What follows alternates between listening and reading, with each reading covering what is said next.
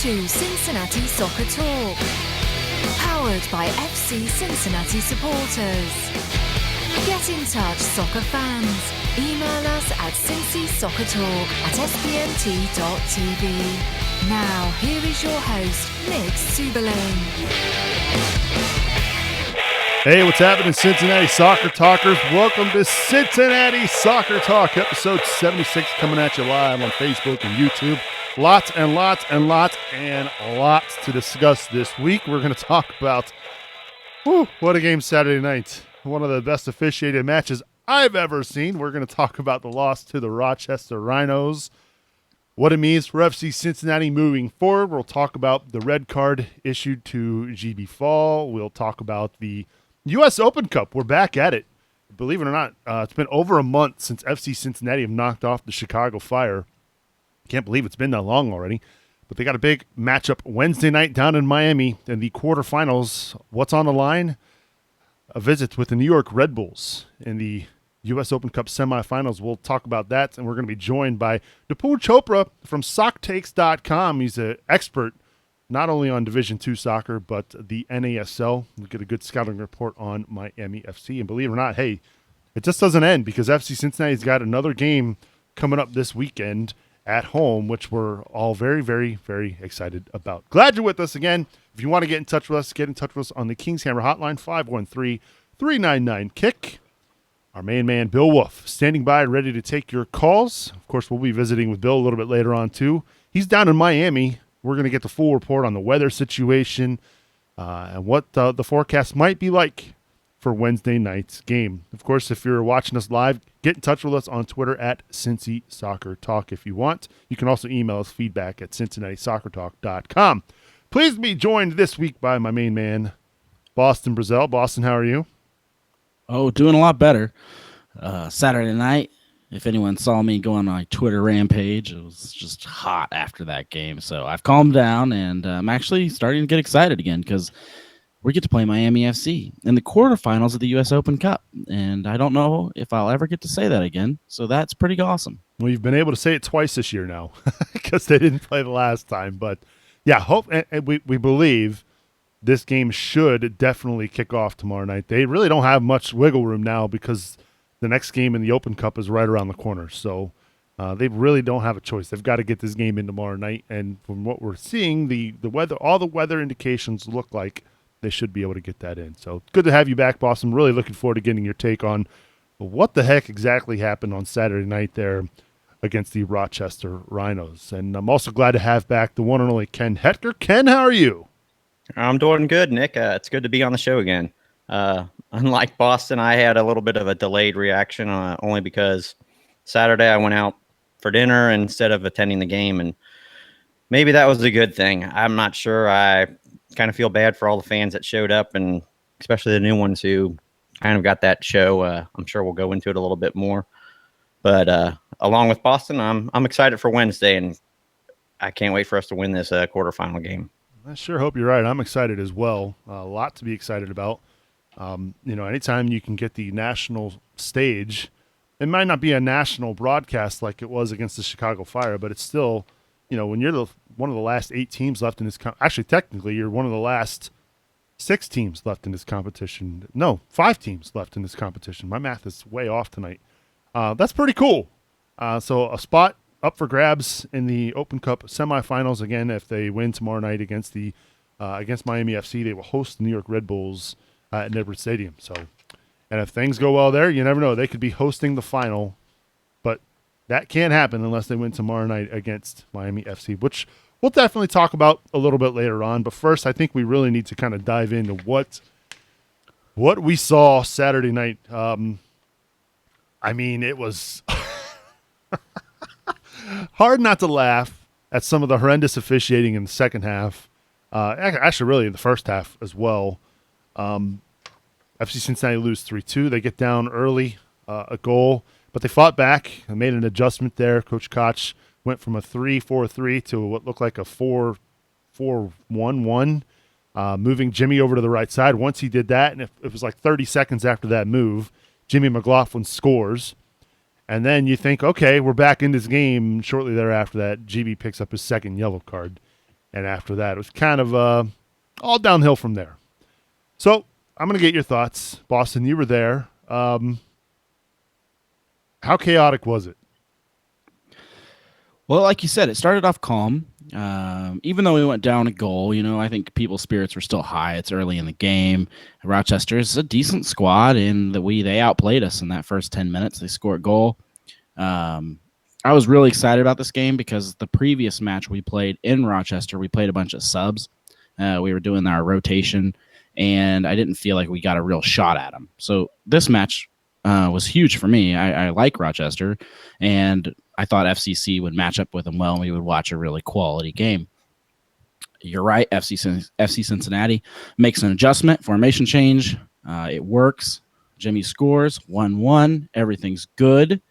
But then the official kind of got a little bit crazy with his cards, and it wasn't just the cards; it was the fouls. It seemed like to the fans at Nippert that he was almost picking on us a little bit, and you see the crowd get a little bit restless, and that's where GB Fall gets thrown out. Fans are obviously upset. They're upset with number 17 a little bit, and every time this guy gets the ball, fans start booing.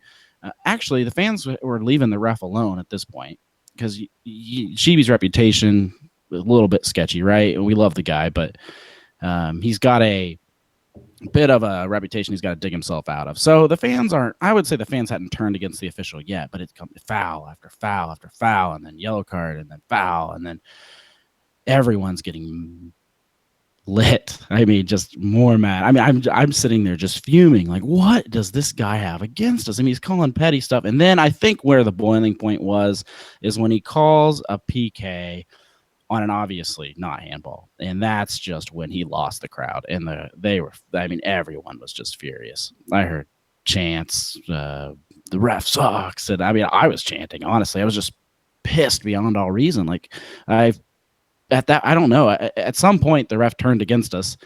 I don't know if he had dealt with large crowds before or what the issue was, but the stadium turned against him, and then he turned against FC Cincinnati in return, and it got ugly. It was heated. You could feel the tension in the air. It was nuts.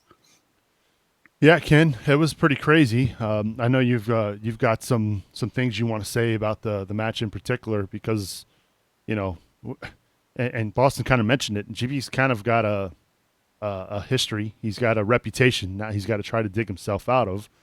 But really, the biggest issue of the night when it comes to GB is the first yellow card, and I know you've got some thoughts on that.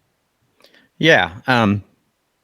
I watched this game delayed, so I watched it the next day, basically, or late that night when I got home. And I'm just going to say this: I was upset when I first watched it, but later on today or earlier today, I listened to another podcast, and it's probably wasn't the smartest thing to do. And everybody was calling us whiners.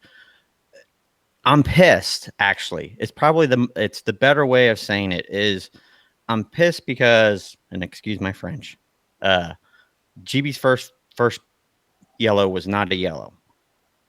The ref technically, and I say this, textbook, whatever you want to call it, he was correct, but he instigated the crowd. And I'm going to call it, he chummed the field, i.e. you're out fishing and you're just chumming the line, and all of a sudden you have 23,000 sharks out there and he doesn't know what to do. And Boston said it perfect. As soon as the false handball hit, the crowd went nuts. I mean, you could watch it. But what irritates me is everybody outside of Cincinnati is like, we don't understand. Those were correct calls. I'm going to sit here and go through each foul. The yellow card's on us. GB, the first one, no way that's a yellow card. It shouldn't be. It set the stage. The second one, it's debatable, but I actually agree with it. His foot was a little bit too high, and it puts him in a reckless position. So it is a yellow card in my book. Josu is immediately responding with a frustration foul. It's a yellow. I'll agree with that. Hoyt fouls in the 45th minute. It's a yellow, but it isn't anything from frustration. Barry gets a yellow from dissent from the handball. I'm walking through these. Greg gets a yellow from trying to score a goal and pushing the goalkeeper. Walker gets a yellow for a hard tackle at the end. Most of these are frustration fouls built up by the refs' lack of control. And my point being is, if you go back to the Louisville game, the Louisville game away, when Kyle Smith fouled Pollock, Yep. that by textbook is a red card. But what the ref did is he pulled out a yellow, pulled Smith to the side and gave him some harsh words and said, get it under control. He didn't ruin the game. And we ended up having a passionate game down in Louisville that lots of people enjoyed. FCC fans more so, I agree. But what happened here is the ref here took the enjoyment out of the game and it made it about him. And that's what pisses me off is 23,000 fans came out to a soccer game and it wasn't a soccer game. Passion should be allowed to be played out on the field. And these are professional athletes. They're allowed to have body contact. I just thought it got out of control. Sorry, a little bit of a rant, just a little bit upset. That's all. Yeah, I mean, I certainly understand the frustration. I was also upset as well. I was watching the game live on YouTube, and I agree that the first yellow for GB was not the yellow card. And here's where my take's a little bit more controversial from an FCC standpoint, because a lot of people are going to blame the official, and rightly so, because he had a howler that night. But for me, I think that there's one guy who's got to look himself in the mirror today and say, I've got to do a better job of staying on the field for my teammates. After the first yellow card, and I wish everybody was privy to our Slack channel so you could see the live in-game commentary from me, I kept saying, he's not going to make it to halftime. He's going to get sent off. I kept saying, I'm afraid he's not going to make it. If he can get to halftime, I'm praying Coach Koch subs him off at halftime to bring Koenig on, because he right now is walking a very fine line. And yes, you could say that the ball he went for was a 50-50 ball. I agree with that. I also think the foot was high. And at that point, when you're on a yellow card, and we've seen the officiating in this league this whole year, you cannot trust the refs to not dish out punishment for crappy calls. That's not the year. If you look at the way the year has gone, we cannot trust the officials in this league to make proper calls. And so for me, you can't make that tackle. You can't go flying into that 50-50 ball like he did. You've got to be more careful. I know it sucks, but when you're on a yellow and you get a yellow after 10 minutes, you've already been warned. And he was walking a fine line. There was a play where he ran into the keeper where I thought, oh my gosh, he's going to get sent off for this. To me, you've got to be smarter than that. You are a target. Everybody is looking at you. You are the main man. All eyes are on you, GB. You've got to play smarter than that. And to get sent off like he did, it was disappointing. Now, I still think the referees were absolutely horrendous in this game. I'm not 100% putting the fault on GB. But at the same time, you've got to be smarter than that and not put your team in a position like he did. And so that's my take. And I'm sure it's not the most popular take. I'm sure I'm going to get a lot of flack for it. But for me, you've got to be smarter when you're on a yellow card. And that's what I think. I'd love to hear your thoughts, though, FC Cincinnati fans. Feedback at CincinnatiSoccerTalk.com. You can also call us on the Kings Hammer hotline, 513-399-KICK. I think for most of us, we would all agree that it's probably just better if we move on and forget about what happened over the weekend against Rochester. Obviously, the Phantom. Go ahead, Boston. Oh, just real quick. I am hoping that FC Cincinnati gets a chance to play Rochester in the playoffs more than any team. Yeah, I know Louisville would probably sell more tickets or whatever, but I would like to play Rochester for the simple fact that I feel like the first game, Koch ran out a bunch of subs, a rotation squad. The second game would have been a great game if it could have stayed 11-11. Yeah. This is a team that is a lot of fun to watch, and Cincinnati fans, if we get to play Rochester in the playoffs, come out. Third time's a charm. Let's play a good battle against Rochester. Well, hopefully it's a home game. Hopefully. A lot of work to be done there on that front. So, but yes, I mean, props to the 23,000 plus that were there in attendance Saturday night. Another big crowd. And with that attendance, FC Cincinnati now becomes the first USL team in history to average 20,000 per game. So kudos to the ticketing staff and everybody at FC Cincinnati for that effort. I think it's quickly time for us to forget about what happened over the weekend and look forward and look ahead to what is a big match coming up Wednesday night in the U.S. Open Cup.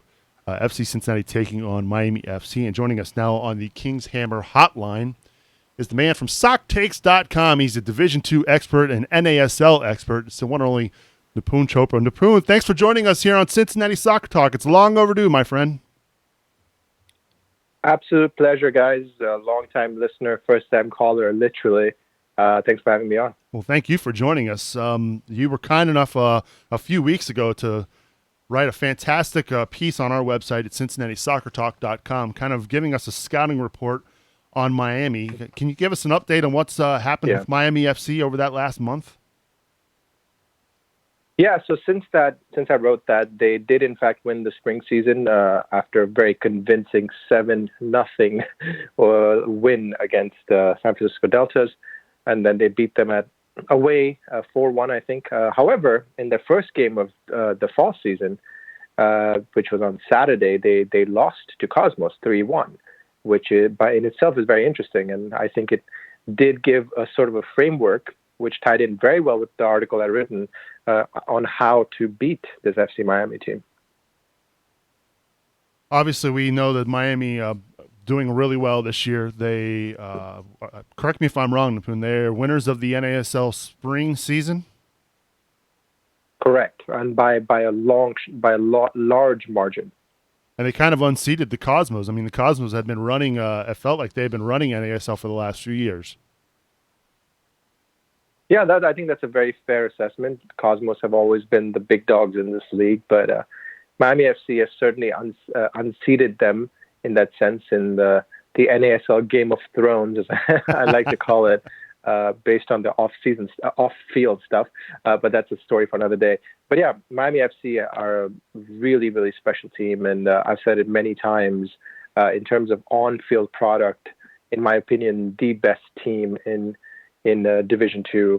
I think that we can have lots of conversations about which league is stronger, and I think there are arguments both ways. But for me, in terms of absolutely the best standout team on the field, in D2 it would be Miami FC. Hey, I have a question. This is Boston here.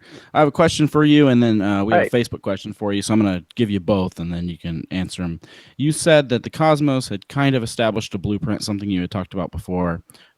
Real quick, for those that didn't read the article, I wanted to know what you think that blueprint is. And then also, our Facebook question is, do you get a trophy for winning the spring season in the NASL?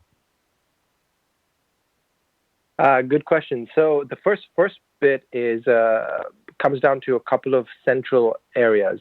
One of which, in my opinion, is focusing on Richie Ryan, who is the holding midfielder in that 4-3-3 that Miami FC likes to play. For any of your listeners that love European football, one of my favorite footballing sides was Real Madrid, and I wrote this in the article, by the way, so it might be redundant for a few of your listeners, but was Real Madrid under Carlo Ancelotti, and they played that 4-3-3 with Angel Di Maria just playing in this magnificent role in central midfield. That's the style Nesta is playing in this 4-3-3, and Richie Ryan basically is the center point of that. He's basically the fulcrum around which the whole system is built. So if you can shut down that fulcrum and make sure that he's forced to pass sideways as opposed to forced to play the ball forward, you can really minimize this team. And so that's one special thing that Cosmos did in this game. They sat Juan Guerra, their number 16, on top of Richie Ryan. And by the way, it's not an easy thing to do. You need a midfielder who has the work rate and has the tactical flexibility and the tactical ability and commitment to stay with this player for a vast amount of time and to close him down. And there are those players, I think, in the FC Cincinnati team. You guys have developed a very good defensive style, especially on the counter. I was able to come watch you guys in pretty much all the U.S. Open Cup games and a couple of other games at Nipun. And I think you guys have something special on the counter. So I think that can be done. That was a long-winded answer to the first part of the first question. The second question is no, we do not win. Well, actually, there is a trophy, to be fair, for the spring season. There is a spring season trophy. But the bigger thing you get is you get an automatic entry into the playoffs in the fall for winning the spring. So which, I guess, because I'm not familiar with NASL, I'll be completely honest. Does it compare very similar to Liga MX, where you've got the Clausura and the Apertura? Again, I'm not familiar with Liga MX, so I don't know if that's correct. But the way it works is you have the winner of the spring season enters the 4-team playoff in the fall, and the other three teams are decided on the combined fall and spring season in terms of points and then goal difference and all that stuff. Hey, Nipun, this is Ken. Long time follower on Twitter, first time talking to you in person. So I actually have a question on Nesta, the coach. Last year, Miami, they didn't have as good of a season, obviously. I say obviously, apparently, as this year. How does he stack up? Compared to other coaches, is he really rigid with his style? Does he try to implement what he wants, or does he bring in players and is very flexible with what he does? Or how's he just stack up and what's he do? Yeah, it's a great question, Ken, because one of the myths about Miami FC this year has been that they've just spent a crap ton of money and have therefore become a good team. And to be fair, there is some truth to that. I mean, obviously they have the highest wage bill in NASL, and I would be surprised if that wasn't true in terms of D2. I think they have the highest wage bill in D2 as well. So they are spending a lot of money.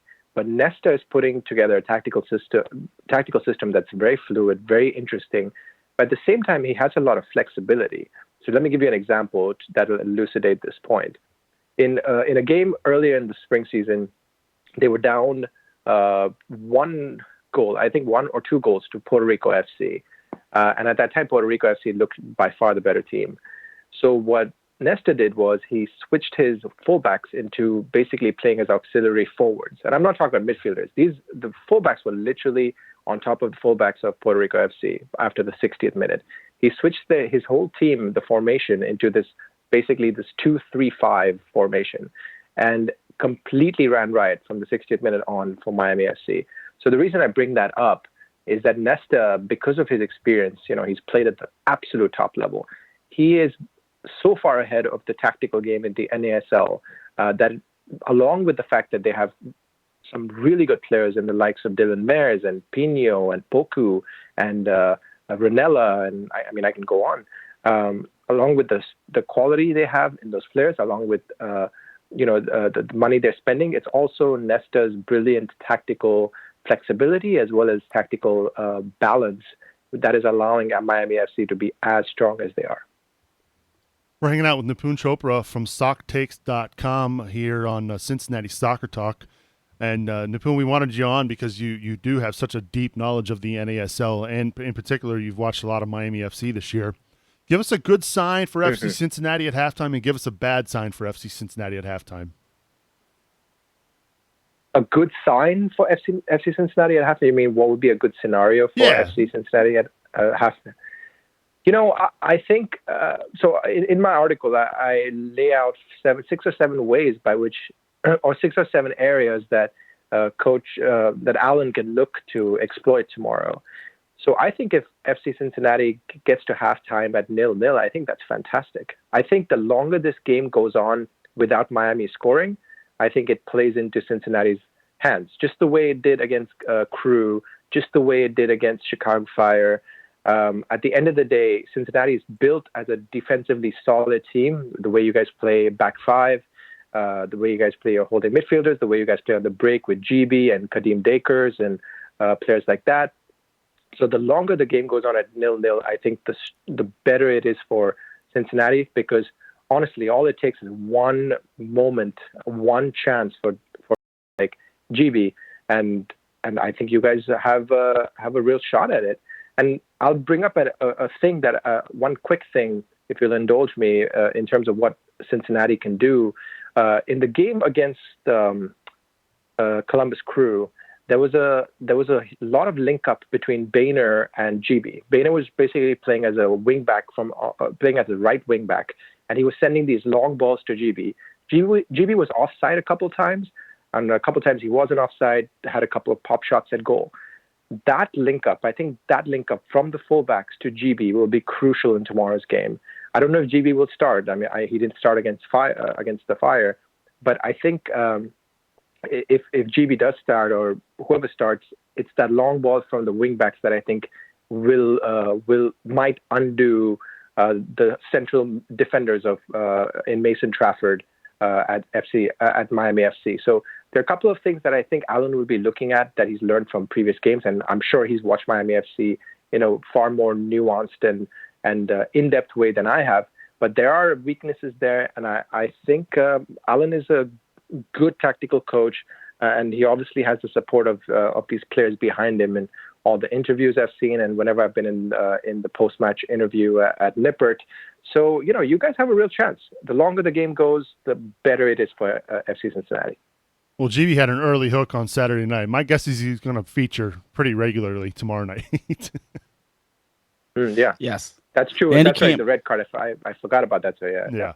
Yeah. And he can't play Saturday, so I would expect to see him start. And on the plus side for FC Cincinnati, we had somebody at the airport today that sent us some pictures of the players that are going. And we don't want to put out too many spoilers, but it looks like a way better squad than the last time we went to Miami. So Cincinnati fans can be reassured that it looks like we're going all in for this thing. And we'll definitely give it our best. What have you got effort. to lose? It's the best thing possible, right? I mean, you guys. I mean, not to be flippant, but things in the USL haven't gone that great for you guys. Yet you are on the verge of something really special in the US Open Cup. So I was surprised by Alan's selection against Fire. I thought that was kind of a strange decision, although. Truth be told, and I was talking to Pat Brennan about this in the press box. Basically, he was playing with he's playing with what's the phrase? I always get my house American money. Phrases confused. Playing with house money. Thank you. Playing with house money at that point. But as you said, I mean, I absolutely think they should go all out for this, and I would love to see a full strength FC Cincinnati against a full strength Miami tomorrow. Well, I want to shift your gaze slightly away from the game since you are an expert on D2.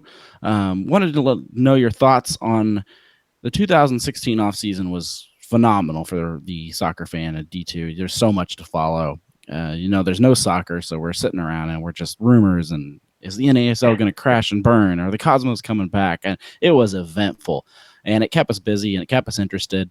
Do you see the 2017 season or off season being as crazy as the one we experienced in 2016, or is it going to be kind of dull? That's a great question. I wish I knew the answer. I hope it's less eventful because, as you correctly pointed out, it was absolute. It was the Wild West. It absolutely was the Wild West. Every day there was a new story. Every day I myself was reporting a story that sometimes was shot down because a different source reports something else. Like things changed so quickly not at this time, basically around November of last year is when the first reports of Cosmos being in trouble started to appear. I hope it won't be as eventful. I don't know if you guys know, but there's some well-validated information that San Francisco Deltas, which are a first-year team in the NASL, are in financial trouble currently, and that is true. Having said that, there are a couple of other teams coming in. There are some other rumors about teams looking at USL, which I'm sure you guys have discussed and heard about as well. So there are a lot of moving parts, and as a supporter of the NASL and as a lover of D2 soccer, I would love to see both leagues survive. But as you know, it's out of any of our controls, right? So who knows what happens? I hope it's less eventful than last year.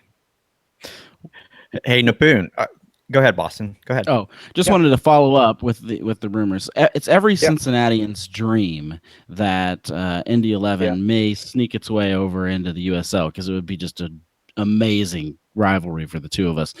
On a scale of 1 to 10, do you see that ever happening?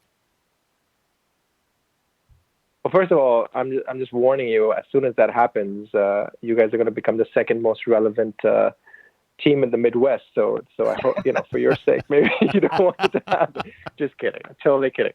I guess we should the rest of explain it why happening, we should explain that joke. Obviously, you're a big supporter of Indy 11. Yes, exactly. So I'm an Indy 11 supporter. Hence that little jab, that premature jab at you guys. On a scale of 1 to 10, I think it's a 7. I think it's a 7. I think if I'm a betting man, I think there's at least an appreciable chance that NASL doesn't do as well at the end of this season.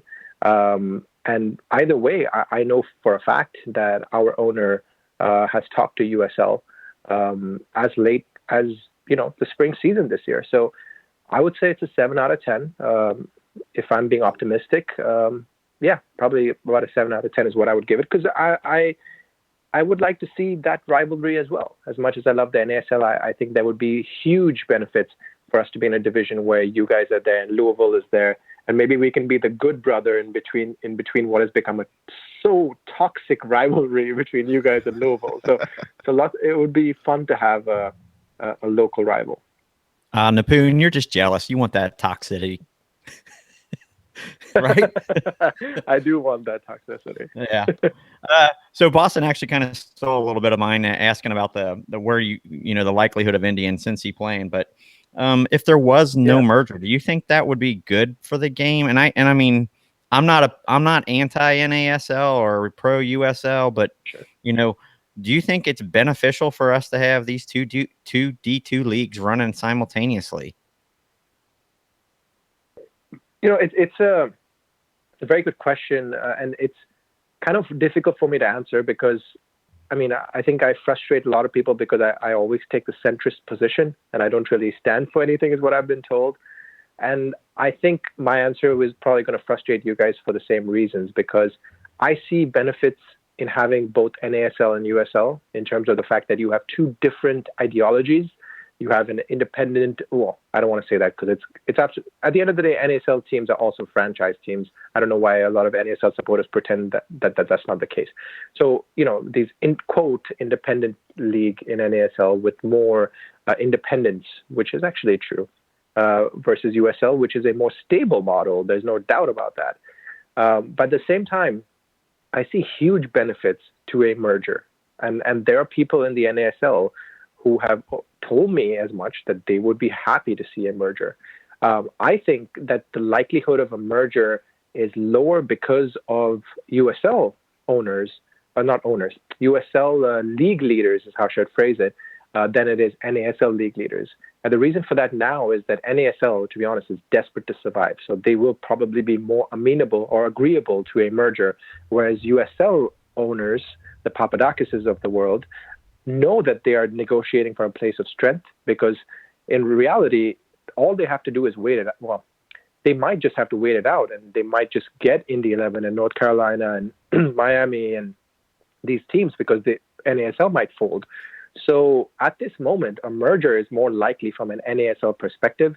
Having said that, to answer your question directly, I see benefits in having two separate leagues with different ideologies, as well as having a joint league to end these toxic soccer wars.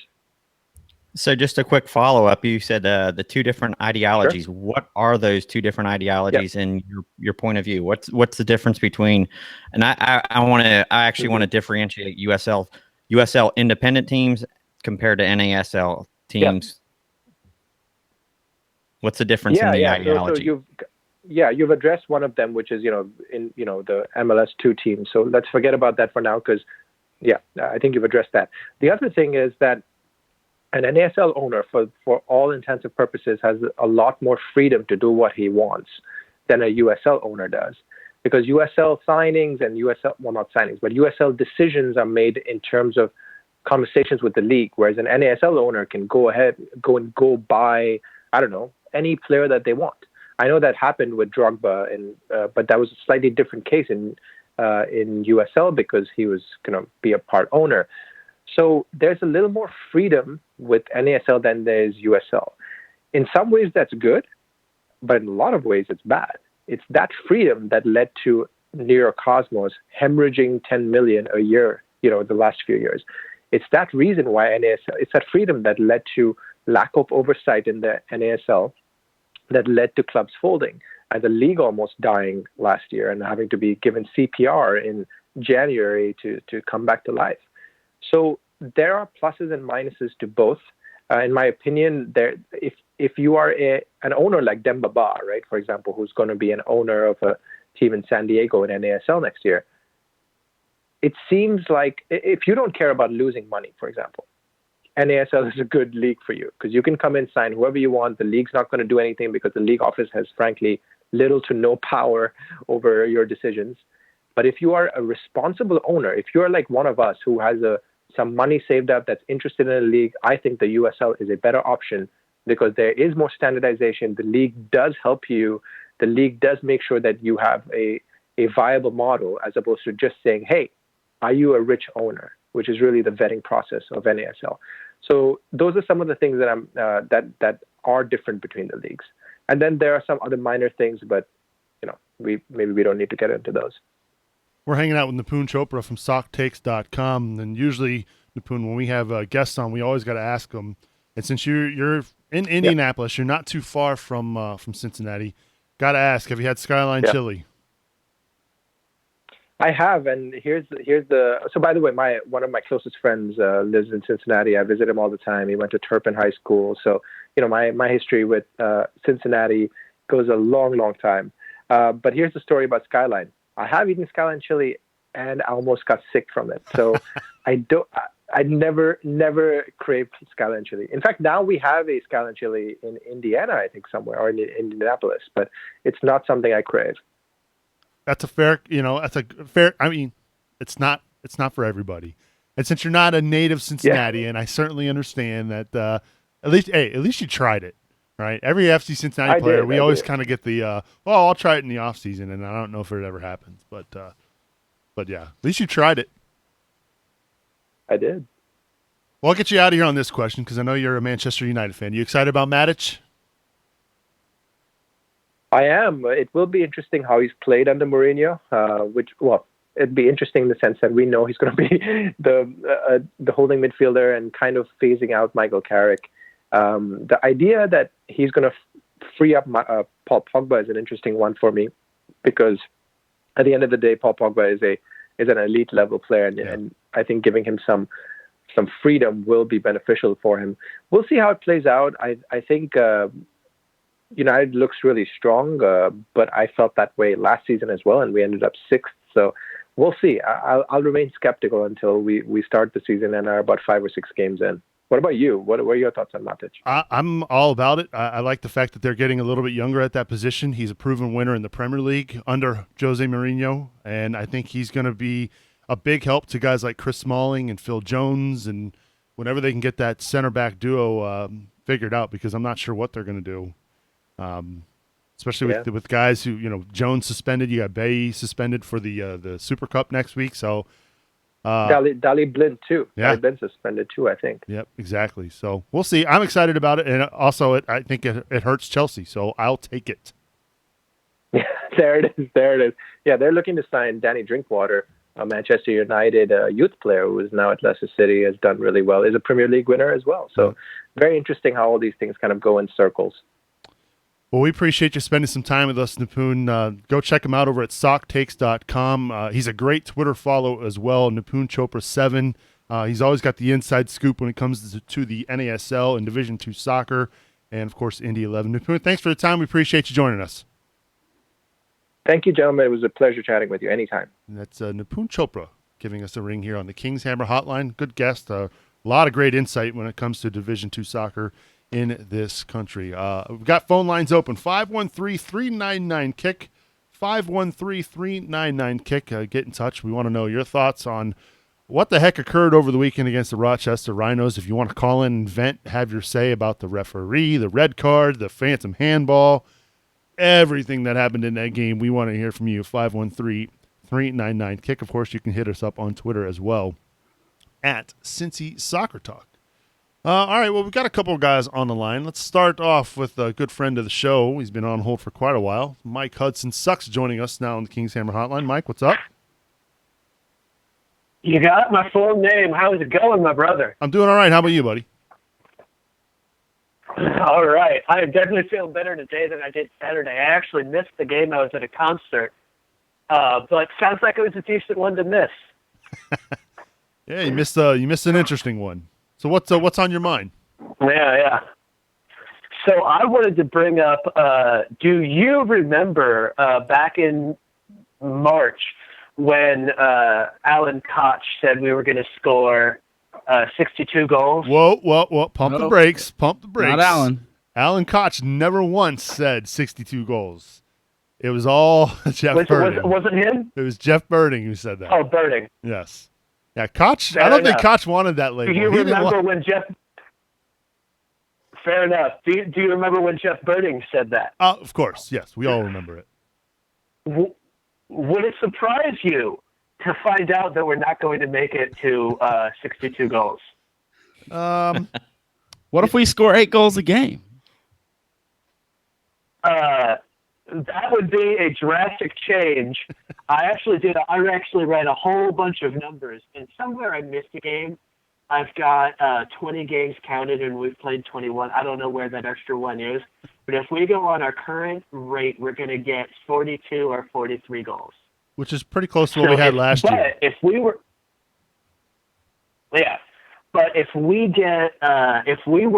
still on the rate where we were in the first 11 games of the season, we'd be sitting at 29. Or we wouldn't be sitting at 29. We would be on the pace for 29.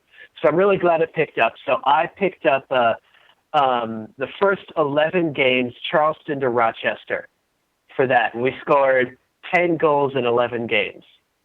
So you extend that up to 32, it's 29. If we take everything from Charlotte on, because that's when it really started to turn. We've only gotten shut out once since then, and that was in Tampa Bay. If we take that and we add the 28 goals we have right now, we will end up with 45 goals, maybe 46. That's 45 and a half for the rate. But if we take it one step further and we say, hey, we're on a solid spurt, we're on a great streak, we scored 10 goals in 4 games, that's 2.5, we'd be at 53 or 54 for the season. So not quite making it to 62. And we'd have to keep on a 2.5 goal a game rate. Look at it this way. Jeff, we're not going to quite make it to 62.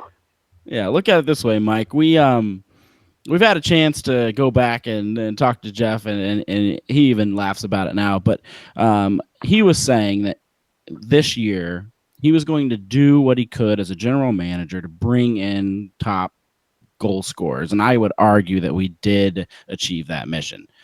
Last year we had one guy and a couple other guys that could score goals. But we had one guy, Sean Coley, who was going to score goals. This year, it can come from a lot of different places. So I would say that the front office has achieved their goal. They went out and they brought in strikers, and now it's just up to the coach and the players to make it happen. And you also got to remember, too, Mike, those comments were made. Correct me if I'm wrong, Boston. Maybe my memory serves me incorrectly here. But I'm pretty sure those comments were made pre-Alan Koch, right? I'm pretty sure that was under the Harks era when those comments were made. So you got to factor in the coaching change, the last-minute coaching change, bringing in Alan Koch, who's still trying to figure out his roster and what he wants to do. And obviously, I think the 62 goals script went out the window as soon as that coaching change was made. So make the playoffs, go on a run, see if anyone gives a crap about 62 goals. Right, exactly. Hey, just so I'm just going to jump in here. Our end-of-year schedule is pretty easy compared to most. We've played most of the top teams. We could go on a tear. I mean, I don't see us not averaging 2 goals a game. That puts us right at 50 right there. And I could see us getting a little bit more than that. So 53, 54 is not out of the range of possibility, in my opinion. So there you have it, Mike. Yeah. So no, I'm not trying to make fun of Alan Koch. I'm just saying, was curious about the numbers, so I ran them. I thought I'd bring them up. If it's okay, I'd like to bring up the promotion discussion, because you guys had a great article yesterday. Can't remember the name of the guy that wrote it, but it was Bearcat something. Yeah, it's Kevin Wallace. Kevin, right. So if I start to look at it, so one thing that I didn't see him bring up that I think is important to note, and it could be just coincidence, but the last 2 times that they've promoted 2 teams. One of them was a promotion, and the other was a brand new team. So New York City and Orlando. Actually, that was the other order. Orlando and New York City, then Minnesota and Atlanta. So if they do that this next time, I think their best shot is probably Phoenix and Detroit, because Detroit's got an NPSL team, but they're not part of the promotion. Just like Cincinnati, when we got a USL team, it did not involve the Cincinnati Saints at all. So, Chris. So that's just my thoughts on it, and I think that obviously we'd support Sacramento over any of the other clubs that are looking up, because they look the same as us. But that's just my thoughts on it. Do you guys have anything further you want to bring up to that? I just think it's a crapshoot right now. We don't know what's going on in MLS offices. I think it's going to come down to media market size, and they're going to put their chips where they think the league will be able to grow the most. And so I think FC Cincinnati has a really good shot. We've got something that no other team in that pool has, and that is attendance. So we've got that going for us. If they can get the stadium situation fixed, and they can, show the league they're committed, it's a hard case to turn down, Mike. So I went in and I looked at the metro population of the different cities. This was a North American list. Yeah. Miami is 10th in all of North America. They don't have a team. Guadalajara is up there. Phoenix is 15 and Detroit is 18. So that's why I picked those 2. I think Detroit would be a solid city. They get solid support for their 4th level team. And we know what Phoenix has done. They've got a big league owner, just like the owner they got in Miami. Yep. That's a good point, Mike. Mike, we got to run, though. Thanks for the call. Don't be a stranger. Rock on. Thank you for taking it. Rock on. Bye. That's Mike Hudson Sucks giving us a ring here on the Kings Hammer Hotline. Lots of takes there from Mike. Appreciate his call. Hey Subes. Yep. I think the biggest takeaway from that article was from Kevin's standpoint. I think a lot of us here is grow soccer by showing it, grow within, and not necessarily base it on media markets. And I think most Americans believe that. I say most Americans, most soccer fans believe that. So I think it was a simple take in that regard. Very complex in its underlying belly, so to speak, but grow within and show you can do it. Yeah, and it was a really good article written by Kevin Wallace. Kevin, we if you're watching, we appreciate you writing that for us. It was a very good op-ed piece here on Cincinnati Soccer Talk. We've got phone lines open, 513-399-KICK. If you want to get in touch with us, have your say on the Open Cup game coming up Wednesday night, or the debacle that was the weekend at Nippert Stadium with Guido Gonzalez Jr., the official for the match. I would love to hear your thoughts. Speaking of that match, Tom Grabo joining us now on the Kings Hammer Hotline. The Cincy super fan. What's up, Tom? Hey, guys. How's it going? Well, I'm still trying to recover from what happened over the weekend, as I'm sure you are as well.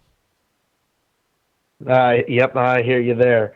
I wanted to bring up something about the fans, and I'm sure everybody by now, everybody watching has seen Jeff Birding's statement to the public about the game and about the fans.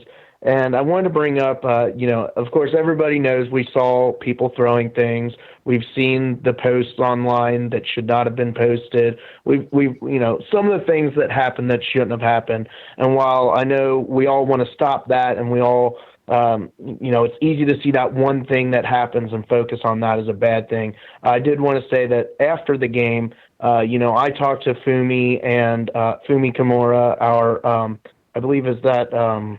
She's the media relations public director. relations. Yep, Yep. Yeah, media relations. Okay.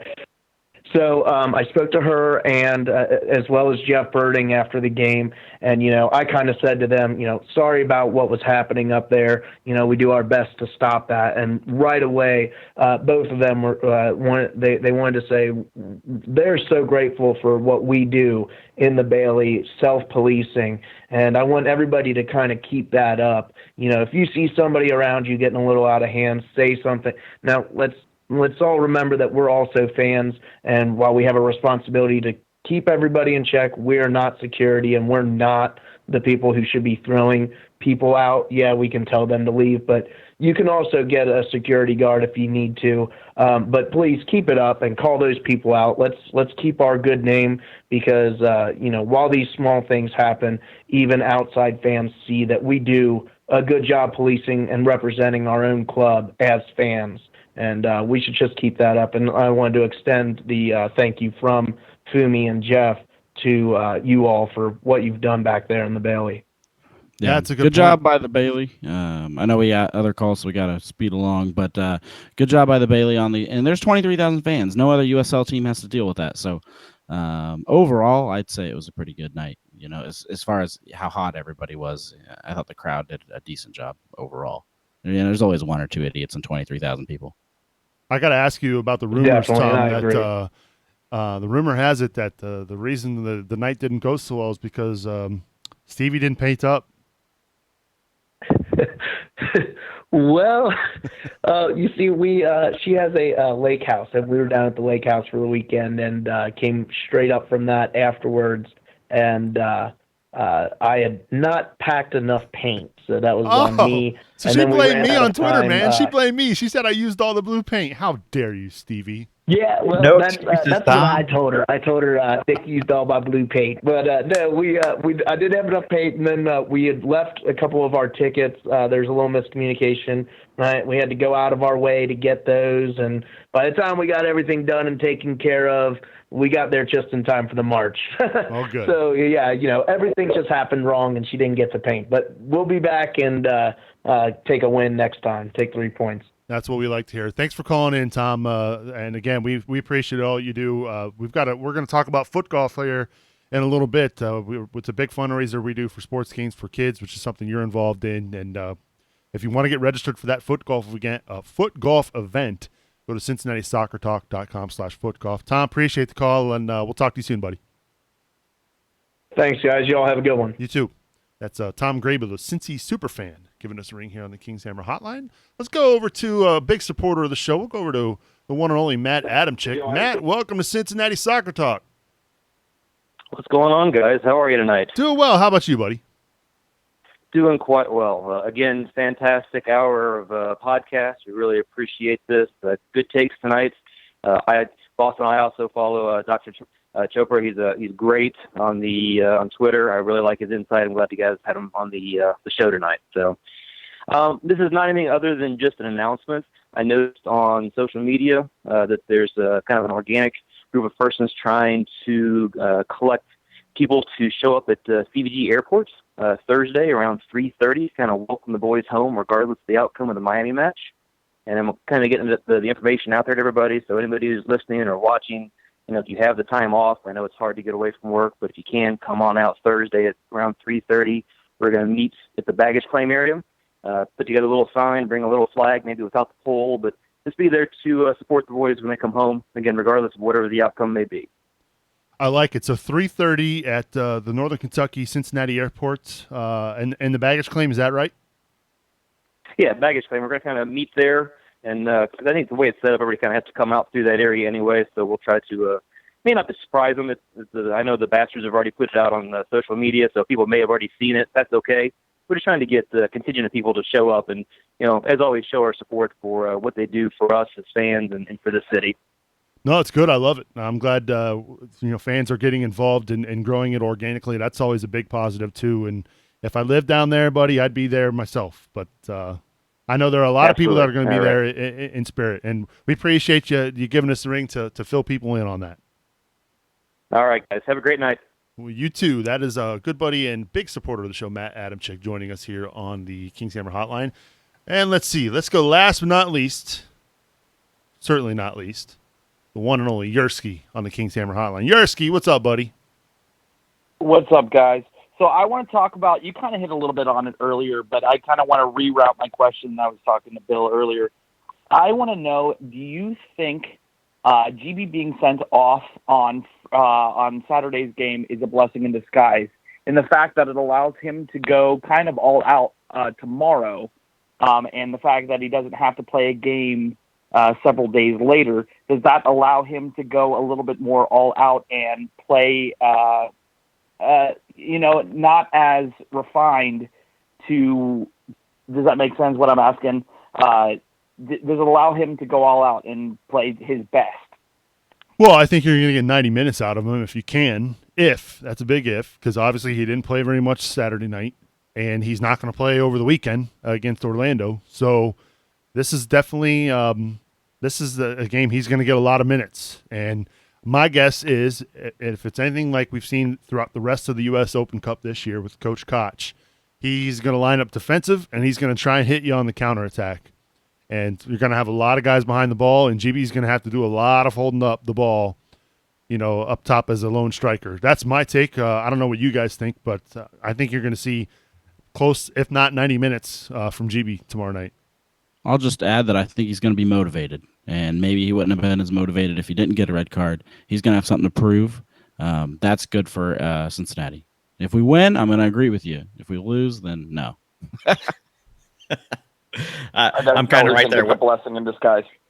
I'm right there with Boston. I think it's a blessing in disguise in the aspect of, GB's going to play, and I think we know our formation. I personally, I think Koch is probably going to come out with Koenig and Greg. Well, Greg can't play. Probably, that's right. He can't play. So I'm wrong. Maybe he would have came out with the double Ds. Either way, it's a blessing in disguise. We know we're going to have him out there playing. And he's well rested, Yersky. Absolutely. I couldn't agree more. Thanks, guys. No, thank you for calling. Appreciate it. Thanks for holding. That's absolutely Yersky, big time. I mean, you can almost bank on Yersky giving us a ring every week. I appreciate the call, and I appreciate you, Yersky, for giving us a ring here on Cincinnati Soccer Talk. We got lines open, 513-399-KICK, 513-399-KICK. Bill Wolf standing by. We'll actually talk with Bill Wolf here in just a moment about everything going on down in Miami. He's got the boots on the ground down there. We're going to get the full report from him here in just a moment. Let's do a quick prediction, shall we? What's going to happen? FC Cincinnati against Miami FC. Just give me a quick score line. I'll start with you, Ken. 2-1 FCC Right. in extra time. Oh, another extra time game in the Open Cup. All right, I like it. How about you, Boston? 3-1 Miami.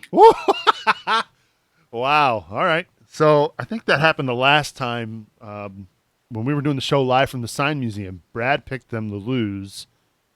I picked them to win in extra time. Actually, I picked them to win in a penalty shootout. And I can't remember what Bill picked. I think it was like a 1-0, I think, in that game is what he picked. So that's what I'm going to go for. I'm going for a 1-0 FC Cincinnati wins. They're going to get a goal on the counterattack late in the second half, and they move on to host the New York Red Bulls in the semifinals of the U.S. Open Cup. So what say you, FC Cincinnati fans? Hit us up on Twitter at Cincy Soccer Talk. What do you think the score will be tomorrow night against the Miami FC? I'm reading some of these YouTube comments, and somebody's very kind tonight. Said I look 20 pounds lighter. Thank you. That was very kind. That's a lot better than some of the vitriol I saw over the weekend on social media. It's the lighting, guys. It's the lighting. The lighting? Yeah, he does that on purpose. The lighting and the no more chest hair. Yeah, that's. You changed locations too, didn't you? You're not sitting in the same spot. What are you talking about? I'm always in this spot. It looks different. Oh. All right. Maybe it's a camera angle. Maybe that's what it is. But no, that was very nice, whoever said that. Thank you. That's not true, but it needs to happen. All right. So before we move on, let's chat with our good buddy, the one and only Bill Wolf. If I can get this computer to work. There we go. He joins us now on the King's Hammer Hotline. Bill, what's going on, man? How's Miami? Dark now, but quiet, which is good. It was obviously raining like cats and dogs earlier. They were talking about 5 to 7 inches of rain in some parts of Florida down here in a matter of a couple hours. So there was, feet of water in the roads. They had massive traffic problems with cars stalled as they tried to drive through very deep water on the highways. But things are calm now. The rain has stopped. The thunder is gone. The sky started to clear before it darkened. I don't know what it looks like right now out there. Don't see a lot of stars, so I'm guessing we still have pretty good cloud cover. But hopefully that was it. The tropical storm has passed by. I guess it's a tropical depression now, they're telling us, and I think we have a chance at playing tomorrow. What's the forecast look like for tomorrow? Do you know? I haven't looked at it recently. I heard some mixed things, somewhere in the range of 40% chance of rain. Somebody else said 10 to 15. I heard, rain in the afternoon, ending by evening, which is actually what they said the last time we were here, which is a little scary because, basically that rain did come and it just never left.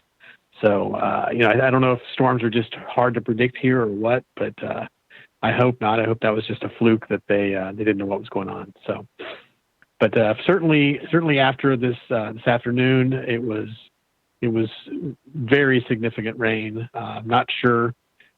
Based on the inches, it looks like it was basically as heavy as it was before.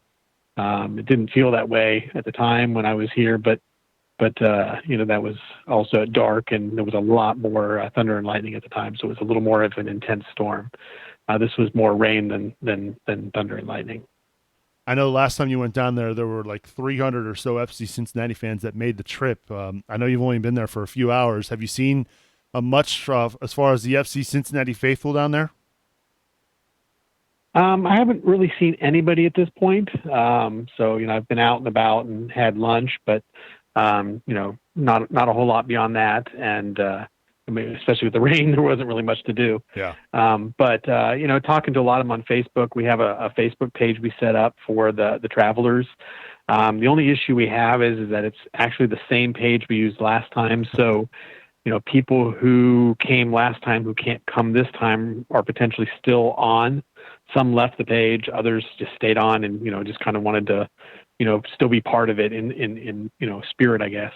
But it makes it hard for me to get my numbers. So I did kind of put out an ask and, was hearing from various people there, at least 60 or so people for sure, coming down to this one. I don't think we're going to do 300, but, if it's similar to the last time where there's people that aren't tracking on that page like the last time, I wouldn't be surprised if we don't see 100 people here. So significantly less, but still a pretty significant number for a very long road trip. And obviously some of these people like myself have come back twice. So. Well, I mean, I got to say, you picked the short straw on this one. We had to send somebody down from Cincinnati Soccer Talk, and you just happened to pick that short straw. We appreciate you going back down. I'm kidding, of course. But no, we're really looking forward to the full report down there. Obviously, we want you to stay dry as much as you can. The good news is it's not a grass field, so it's a field turf field, if I'm not mistaken. So that shouldn't be an issue. Yeah. Last time I was down here, before the storm really hit, and I was, dealing with some of the security measures and media type of passes and stuff, for Cincinnati Soccer Talk, I got a chance to walk out onto the turf and take a look at the stadium a little bit. It's a nice stadium. They've done a really nice job on it. I would say that the surface is pretty much identical to Nippert, which is really nice for us. It's a really high quality turf, and it's a painted surface. So, they do, this is Florida International University, so they play football here as well, just like Nippert Stadium. They play football there as well, and when they do, they paint the lines on. For us, they're going to be soccer only, so we don't have to look at the gridiron basically while we're trying to play some soccer out there, which is a wonderful thing. But it looks like a good surface. When the rain was coming before last time, I was thinking, oh, this is no big deal. It can rain cats and dogs. This is a high quality surface. It'll drain, but it was so much last time. It literally couldn't drain. It was coming that fast, but this is a good surface, especially now. It doesn't matter what it rained the last 2 days. That surface will be ready tomorrow, and they'll have a good game on it. Well, we're looking forward to it. As long as we don't get a storm in the middle of it. Right, of course. And no lightning. That's the big thing. No lightning. It can rain all at once, but no lightning. Yep. Well, I would prefer if it doesn't rain. Right, of course. On TV, you guys may not mind so much, but it's gonna definitely dampen my experience if it rains. But yes, I agree. No lightning. Well, we're looking forward to your full report coming up late Wednesday night, early Thursday, whenever you get a chance to write it. And safe travels back to Cincinnati, Bill, and tell your wife we said hello as well. I will do that. Thanks, guys. It's Bill Wolf on the King's Hammer Hotline joining us here. We've got a few moments left. As always, we do the Growler Cup. Brian Weigel, our very own March to Match Day expert, will be taking a look at FC Cincinnati's opponent coming up over the weekend. They've got Orlando City B, a team in which they lost to earlier in the year at home. They drew in Orlando in a game they really probably should have won. They easily dominated that match, and then they ended up drawing. And then now they've got their third chance at them. So Growler Cup time. Give me a score prediction, Ken Hector. This one's going to be a tricky one, I think, because I think it's going to depend on our U.S. Open Cup. And believe it or not, I think if we play well in the U.S. Open Cup, we're going to play well in this game. Since I predicted a 2-1 victory in the U.S. Open Cup, I do think we're going to get another 2-1 victory. One thing I'll say is we need to watch out for 3 players for Orlando: Pierre Da Silva, Albert Dikwa, and Tommy Redding. All 3 of them are top 20 under 20 something, under 20-year-olds in the USL. So they're no easy team, and we got to keep it up. So 2-1 victory for FCC over the Purple. Before we get to Boston, I'm just going to go over some of these tweets we got. This is from Sean Ackley. This is in response to the Miami FC game. He's going for a 1-0 as well. So Sean agrees with me, a 1-0 over Miami. But we're talking about Orlando now. Boston, give me a Growler Cup prediction for the game over the weekend against Orlando City B. This is a tough one. The first game when we lost to Orlando at Nipper, they brought a ton of MLS starters. The second game, they didn't bring down as many MLS starters because it was in Orlando, and I believe they had a game also that weekend. So it's a toss-up as far as who they're going to bring. I'm going to just say that FC Cincinnati's in better form. We need to win this game. There's a sense of urgency. 2-0 FC Cincinnati. All right, so Boston's going for a 2-0. I'm going to go over some more. I didn't realize we had so many tweets. Sam Castile saying 3-2 FC Cincinnati over Miami FC. Harry, our friend down in San Antonio, he's saying it's going to end 1-1, and then FC Cincinnati is going to win 5-4 on penalty kicks. That would be pretty crazy. Jesse Gill also going for a 1-0 win over Miami. Jeff, our friend Jeff, I'll keep your last name private because you're predicting a loss. He's going for a 2-1 loss to Miami. So there you have it. Wide range of guesses there. As for me in Orlando City B, I'm going to go.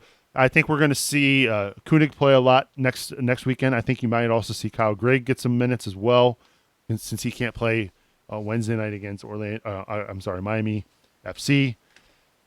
I think they eke out a 1-0 win that night as well over Orlando City B. It's not too late to join the Growler Cup. I know we're over halfway through the year, but if you sign up for the Growler Cup today, you're automatically entered in for next year's competition, and who wants to miss that, right? So get involved. Go support the show, CincinnatiSoccerTalk.com/support, and for a chance to win a prize at the end of this year and hopefully next year. Which that should be the case. But again, CincinnatiSoccerTalk.com/support. Of course, it's not too late. Get your teams registered for the Foot Golf Classic coming up August 26th at Woodland Golf Course. It's a great cause. Big time thanks to our sponsor, Joseph Auto Group. Proceeds benefiting sports games for kids. Get your foursomes in today. The price jumped. It's after August 1st. Actually, it's August 1st now. So it's now $200 for your foursome. So get registered now today. You get your 18 holes of golf. There's an event afterwards. There's going to be raffle prizes, whatnot. It's a good cause. It's a good time. Check it out. CincinnatiSoccerTalk.com/footgolf. And on that note, I think it is time that we begin to wrap things up here on episode 76. As always, we get the final thoughts of our hosts for the evening. I'll start with the one and only Ken Hector. Your final thoughts. Remember our first game of our first season, 14,000 fans, something like that, and we thought that was amazing. 23,000 fans for Rochester. Let's keep this thing rolling. The other thing I want to say actually on that is Lou City, they got 10,000 fans and they're talking attendance. How amazing is that? So let's throw it their way now. That's my final thoughts. Oh, it's a good take, Ken. Appreciate you joining us tonight as always, and thanks for being my wingman when I painted up. I appreciate that. No problem. Thanks for having me. I know that was a lot of naked subs you had to see, and I'm really sorry. I washed my eyes out. Before we get to Boston, Stephen Williams on Twitter says 87th minute Delbridge header off of a corner for the win for FC Cincinnati over Miami FC. So I like the sound of that. The sound. That's how you say it. Like the sound of that. Boston, your final thoughts as we get out of here? Just everyone needs to tune into that game Wednesday tomorrow. I'm sure the eyes of Cincinnati will already be on it. Also, we have one more game in Louisville in August. Let's travel down there. Probably looking like another record breaker for them. They're predicting about 13,000, which will be 3 more than the last game. We need to fill our sections, be just as loud. Maybe bring a couple streamers. And just wanted to give a shout out, though. Congratulations to the FC Cincinnati Reddit page. If you never had a chance to go there, great place for all kinds of articles. Inquirer, WCPO, us. It's a great gathering place for fans. It's actually pretty decent. Everybody's pretty decent to each other. Hit 2,000. They put out these patches. These are kind of awesome. They're out at the games. Pick one up if you're already on Reddit. It's neat. There's no other online community in the USL like this. It's pretty special. That's one thing I've never, I've heard many years about Reddit and trying to get involved in it. It's something I just don't get it, man. Someday, Boston, you're going to have to sit down and give me a tutorial on how all this stuff works. But that's good. I'm glad to see that, it's growing rapidly. That's one thing I think, too, as soccer fans, things like podcasts, social media, you're not going to get soccer coverage on mainstream media. And so this is where you got to go. And this is why we're here. We do this for fans like you who are watching. And we appreciate everybody for tuning in live, downloading the show, hitting us up on Twitter, sending us emails. I mean, this show is nothing without you. So thank you for everybody's support. Boston, as always, appreciate your time and effort tonight as well. Glad to be on. 3 weeks in a row. Yeah, I'm a little disappointed he's wearing the white kit. I got a white kit a few weeks ago. I have not had a chance yet to wear it, and because Boston was wearing the white kit tonight, that meant I had to sport the Cincinnati Soccer Talk shirt, which, by the way, you could pick up over at cincinnati-soccertalk.com/shirts. So check it out. Looks like, you're not going to say anything? Okay. Boston, you had that look on your eye like you had something you want to chime in with, but they're sick. They're He's sick. designing a kit. Oh, gotcha. All right. I think it's time we get out of here. My thanks to Nipun Chopra from socktakes.com. Give him a follow on Twitter as well at Nipun Chopra 7. Really good insight tonight about the Division II soccer and, of course, the big matchup Wednesday night against Miami FC. Don't forget, we always do the show. We record it live every Tuesday night at 8 o'clock Eastern on Facebook and YouTube. But make sure you get subscribed to the podcast so you don't miss a single episode, whether it's our main podcast or March to Match Day.